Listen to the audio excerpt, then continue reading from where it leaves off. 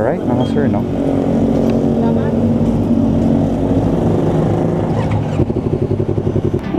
Nandito tayo ngayon sa may San Fernando, Pampanga. Yan. So papunta tayo ngayon na Manila. Gamit pa rin natin yung motor natin, si Twerky. Pero ito, nabutasan tayo. Right. And then gamit natin ngayon is Forest Intercom. Yan. Pero hindi tayo hindi tayo sponsored, binili natin yun. Ilang beses ko na rin naman siyang nagamit sa ride simula nung nalagay natin. So ngayon nagamit ko siya, nagpe-play siya sa background. Pagka ganitong speed, okay naman, walang problema. Ito pa nga lang siya nasusubukan pagka may kausap, ganyan. Wow, mahirap gamitin. Ito, budget meal na intercom. Mura lang pero it serves the purpose. Kapag music ka while riding, hindi kang mag-connect sa sa ibang riders or ibang kasama mo. Nag-error yata yung memory card ko. Ngayon okay naman, no? Tangina, napakahirap mag-vlog.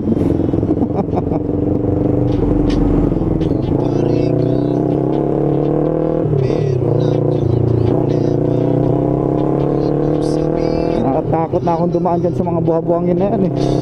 Doon kasi maraming tinik na ako nadali nung nakaraan eh, mga ganyan. Hindi ko alam kung naririnig nyo yung music natin. Magmu-music tayo hanggang hanggang mating tayo na Manila. Yung nga tayo, naka-muffler, no? Pero nakalagay yung silencer or tinatawag nila na DB killer.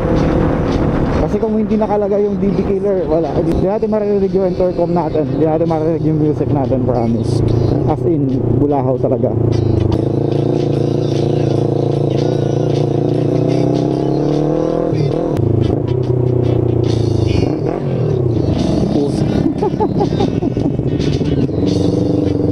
Hey, bayan.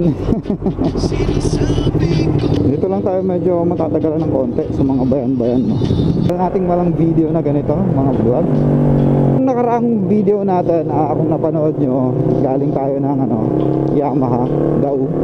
Nakita natin yung kadena natin. So walang available. Gaganyan kuya, bilisan mo overtake. Awang ko, Valenzuela. May kawayan.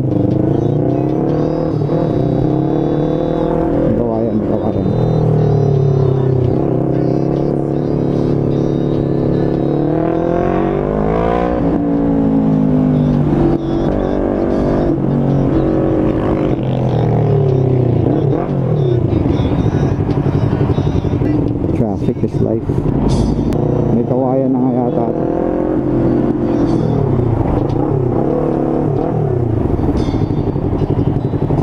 Bukawi. So ayun, kanina pa natin gamit yung pero hindi pa naman siya nag-lowbat. Matagal din yung endurance ng battery niya.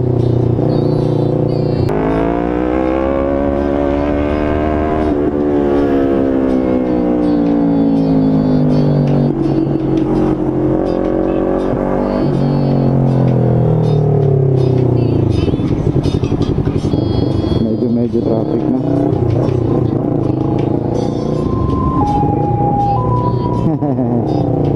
Sorry.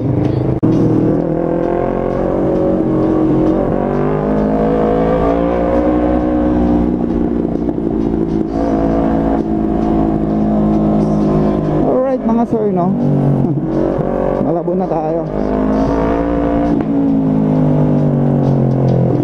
Dito ako dumadaan lagi. Uy, sorry, picture.